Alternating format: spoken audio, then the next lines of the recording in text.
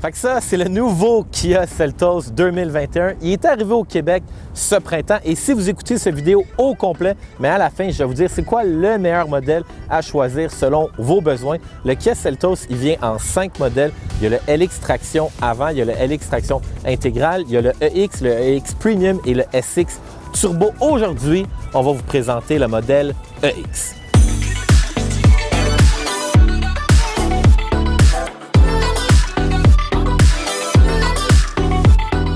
Alors, message très important à tous les nouveaux propriétaires du Kia Seltos. Dans les commentaires, laissez-moi savoir c'est quoi le modèle que vous avez sélectionné, c'est quoi les options que vous aimez, c'est quoi les options que vous aimez le moins. Je suis vraiment curieux d'avoir votre opinion par rapport à votre nouveau Kia Seltos. Avant de vous parler du Seltos en profondeur, je vais vous parler de la marque Kia en général. Il y a 10 ans, c'est vrai, Kia n'avait pas vraiment la meilleure réputation, mais au cours des dernières années, je pense que la majorité des experts automobiles sont d'accord pour dire que Kia rime avec constante évolution, constante amélioration. La preuve du succès de Kia, c'est la Stinger et le gros VUS Still Ride qui ont connu un immense succès et actuellement, les attentes pour le Seltos sont très grandes, très élevées et jusqu'à présent, la réaction des consommateurs est très bonne. Les ventes du Kia Seltos vont très bien. Fait qu'au niveau de la catégorie du véhicule, le Kia Seltos est considéré comme étant un VUS sous-compact, un petit VUS. Moi, je trouve que c'est un beau petit truck. Si vous regardez cette vidéo-là, c'est qu'il y a probablement des chances que si vous magasinez pour un Seltos, vous magasinez aussi peut-être pour un Nissan Qashqai, peut-être un Mazda CX-30, un Honda HR-V ou même le Hyundai Kona. Parlant du Hyundai Kona, il est construit sur la même plateforme que le Seltos. Qu'est-ce que ça veut dire être construit sur la même plateforme? Ça veut dire que le châssis, la base du véhicule, c'est la même. La distance entre les deux roues est similaire. Au niveau du design, par contre, c'est complètement différent. Aussi, pas besoin d'être un expert automobile pour savoir que les petits VUS ou les VUS sont immensément populaires. C'est pour ça que Kia décide d'en sortir un autre avec le Seltos. Donc, le Seltos, il vient s'insérer entre le Sportage, qui est un peu plus gros, et le Kia Soul. Parlant du Sportage, c'est un véhicule qui est un peu plus rond, il est un peu plus cher. Donc, le Seltos est moins cher, un peu plus carré. Puis les gens qui trouvent que le look du Soul est un petit peu trop boîte à souliers. Sorry, Amar, je sais que tu as un Soul, je veux pas de diss. Mais le Soul a un look un peu plus comme ça. Donc, moi, je trouve que le Kia Seltos répond à ces besoins-là. Puis aussi, comparativement au Soul, le Seltos a un style un peu plus off-road. Attention, ne capotez pas. Le Seltos, c'est pas un véhicule de off-road. Je fais juste dire qu'il y a un design puis un look un peu plus comme ça. D'ailleurs, Kia ont fait des éditions spéciales Seltos off-road que je trouve qui sont vraiment magnifiques. Ils ont ajouté des buckets, ils ont ajouté d'autres phares ici. Je trouve ça vraiment génial. Mais quand on regarde le Seltos, puis je vous dis le look off-road, on va regarder la grille ici. On a mis une belle grille en plastique ici. Je trouve ça très beau. Puis on s'est forcé, on a mis un petit détail en mettant une autre bande semi-métallique ici que je trouve très belle. Quand on regarde les lumières, moi je trouve ce qui donne le look off-road, c'est vraiment cette lumière-là ici que je trouve très cool. On a une autre lumière ici, une autre lumière ici. On s'est forcé en ajoutant une autre ici. Toutes les lumières sur tous les modèles des Seltos, toutes les lumières, les feux de jour sont tous DEL ou LED. Fait qu'en français, c'est DEL, ça veut dire diode électroluminescente. Diode électroluminescente. Diode électroluminescente. C'est quand même difficile à prononcer comme mot. Qu'est-ce que ça veut dire des lumières DEL? Ça veut dire que c'est des lumières qui sont plus blanches. Ça veut dire que cette lumière-là, quand on va réfléchir sur des panneaux de circulation, vous allez mieux voir le panneau. Ça veut aussi dire que c'est des lumières qui vont durer plus longtemps, donc elles ne vont pas brûler. Fait que c'est ça que ça veut dire des lumières DEL. Sur les modèles plus premium, les hautes, tu sais, quand tu roules le soir, tu dis hey, mets tes grosses, mets tes hautes. Mais sur les modèles EX Premium et SX, là, vous allez avoir des lumières DEL. Sinon, sur les modèles de base, ça va être des lumières ordinaires. Un autre élément à considérer quand vous achetez un petit VUS, c'est la hauteur du véhicule par rapport à la route. Le Kia Seltos est à 7,3 pouces du sol. C'est niaiseux, mais supposons que vous allez en campagne, puis il y a des branches, des ratons laveurs, des écureuils, mais si vous passez par-dessus, il y a moins de chances de tuer l'animal, puis il y a moins de chances aussi d'endommager votre véhicule. Toujours au niveau des longueurs, quand on regarde le Kia Seltos, il y a une longueur de 172 pouces. C'est important à considérer. Supposons que vous habitez dans un condo, le stationnement intérieur sont rendus tête, c'est coincé, c'est difficile. Le monde accroche tout le temps leur véhicule. À 172 pouces, c'est quand même assez petit. Vous n'aurez pas moins de chance en fait de l'accrocher, ou même si vous habitez dans un quartier comme Griffintown, où est-ce que dans la rue, il n'y a pas de place pour se parker, avec un véhicule plus petit, mais c'est plus facile à stationner. Bon, l'habitacle puis l'intérieur de la voiture. Vous voyez, moi, je suis un gars de taille normale, 5 pieds 10, peut-être 10 livres de poutine en trop, mais je suis capable de m'asseoir facilement et confortablement dans la voiture. Actuellement, le siège est avancé à son maximum. Je le recule un peu. Je suis bien assis, je suis bien confortable. Tout est parfait. L'intérieur. Il y a des gens qui ont osé dire le mot luxueux. Non, le Kia Seltos, c'est pas une voiture de luxe. Une voiture de luxe, c'est une Porsche, c'est une Ferrari. C'est pas ça qu'il y a à l'intérieur du Seltos. Par contre, on peut remarquer des beaux détails. On peut voir, par exemple, que les cages du système de son, il y a comme un designer qui s'est forcé, qui a essayé d'être créatif, qui a fait quelque chose de différent. Puis ça, je le remarque puis je l'apprécie beaucoup. Parlant du système de son, dans les modèles de base avec un système de son normal, si vous prenez le Turbo SX, il vient avec un système de son Bose. Moi, personnellement, je suis un gros fan de Bose. Je trouve que la qualité de leurs produits est exceptionnelle. Donc, est-ce que ça vaut la peine de prendre un système de son plus puissant? Mais si vous écoutez des podcasts puis la radio parler dans votre véhicule, ça vaut pas la peine de prendre un gros système de son. Mais si tu es sur la route puis tu t'imagines en train d'écouter ta musique, tu es un DJ au Beach Club en train de faire le gros party, mais paye un peu plus cher puis prends-les le système de son Bose. Ça vaut la peine, c'est toujours agréable. Quand on regarde le tableau de bord en plastique dur, ce qui est un peu la norme. C'est pas cheap, c'est quand même bien fait, c'est correct. Ce que j'aime beaucoup, c'est l'écran tactile. L'écran tactile, dépendamment des modèles, tu peux avoir un écran tactile de 10 pouces et quart ou celui-ci de 8 pouces. Après ça, la décision, c'est pas compliqué. Si t'es le genre de gars qui aime ça, avoir une TV de 96 pouces dans son salon, bien, prends le modèle avec le gros écran de 10 pouces. Si toi, ça ne te dérange pas, moi, je considère que le 8 pouces, il fait amplement le travail. Je trouve qu'il est bien positionné, il ressort bien, il est facile d'accès. Moi, je le trouve génial. Au niveau des fonctionnalités, ça vient avec Apple CarPlay puis Android Car. Pour faire une comparaison, une voiture qui n'a pas ces systèmes-là, c'est un peu comme aller chez ton ami qui n'a pas le Wi-Fi. C'est bizarre. Donc, Apple CarPlay, Android, c'est les meilleurs logiciels, c'est les meilleures fonctionnalités, c'est le plus simple. Tu branches ton téléphone là-dedans, il se recharge, ta musique est connectée, ton Google Maps est connecté, tes messages textes, tes commandes vocales, ton Siri, c'est la meilleure chose. Autre gadget qui est quand même cool sur le modèle SX puis le X Premium, c'est que tu as un emplacement ici pour déposer ton téléphone et il se charge automatiquement. C'est pas un gadget qui devrait influencer ta décision d'acheter la voiture, mais ça reste quand même cool. Au niveau des sièges, tous les modèles du véhicule viennent avec des sièges chauffants. Le modèle LX vient avec des sièges en tissu. EX puis SX viennent avec des sièges en cuir. Personnellement, je suis un gros fan des sièges en cuir, donc sièges en cuir chauffants. Je trouve qu'on s'est forcé, on a fait des beaux détails. C'est pas kitten, c'est pas cheap, c'est pas too much. Ça avait juste donné une petite touche de style. Aussi le volant. Volant en cuir chauffant.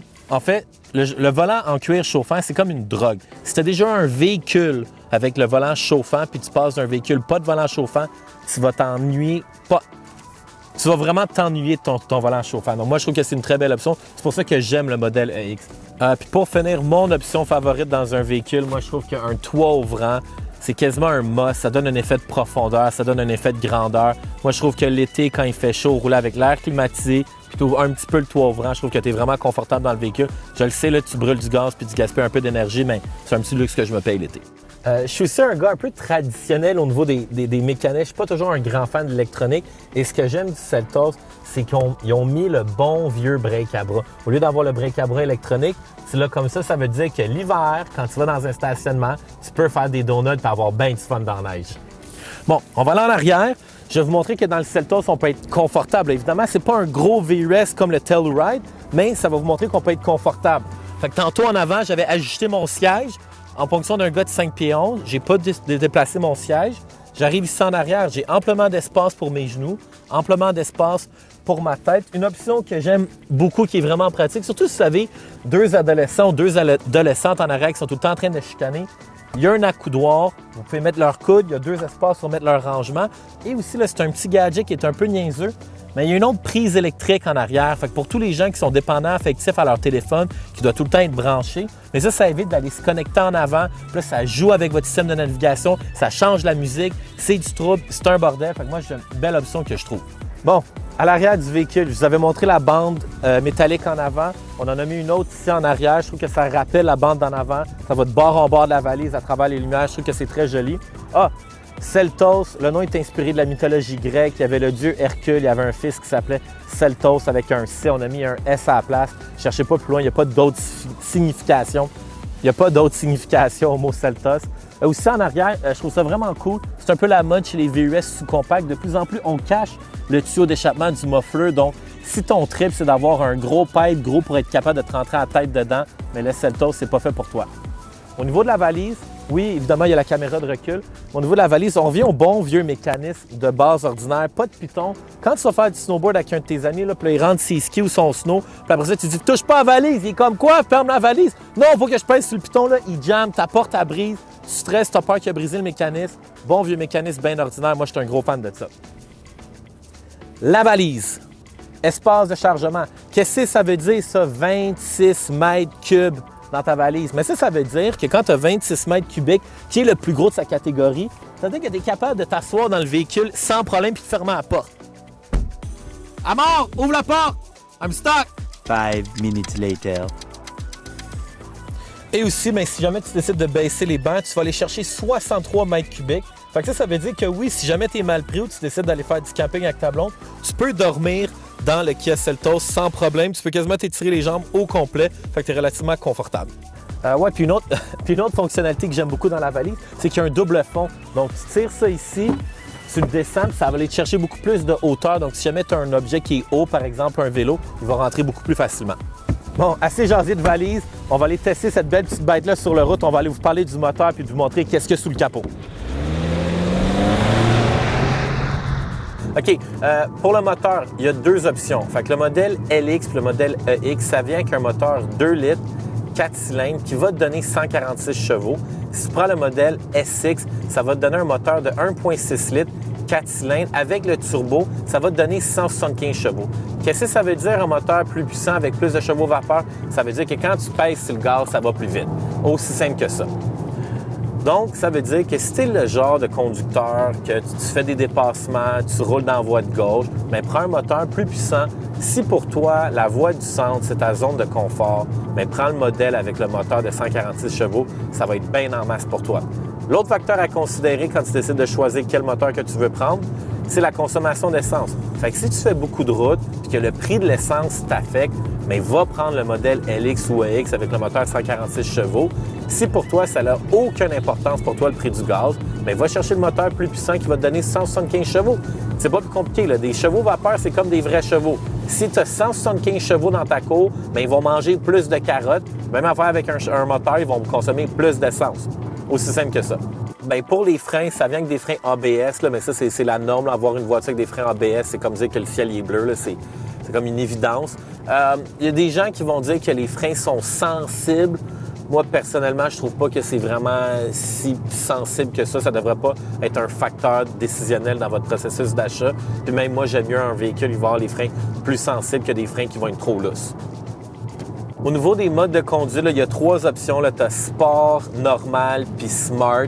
Pour être bien honnête, là, ça change pas grand-chose. Tu as des petites différences. Là. Quand tu mets l'option Sport, ton volant il est un peu plus stiff.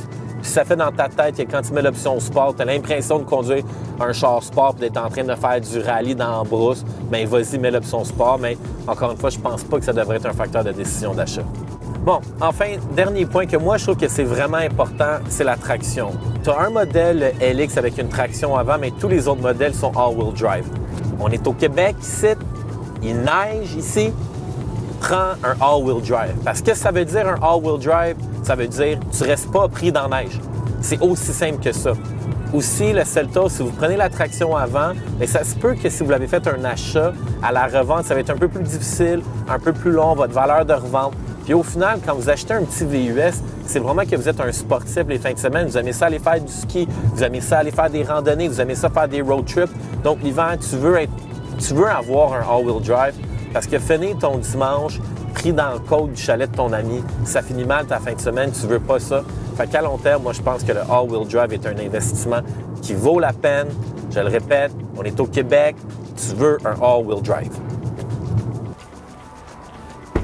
Au final, le Kia Seltos, c'est un beau petit truck qui a un très beau design. Moi, je trouve ça toujours cool d'être un des premiers en plus sur la route à avoir un nouveau modèle.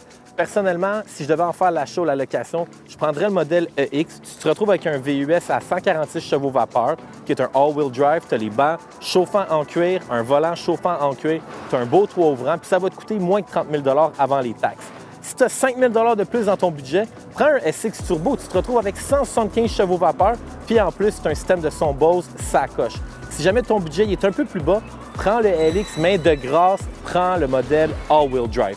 Si jamais vous avez plus de questions, vous voulez faire un essai routier, vous voulez en faire l'achat ou la location, téléphonez au numéro de téléphone ci-dessous ou visitez le lalierkia.com. Par rapport au review que je viens de faire, si jamais vous avez plus de questions par rapport à certains gadgets, certains features du véhicule, laissez-le moi le savoir dans les commentaires, ça va me faire plaisir d'y répondre.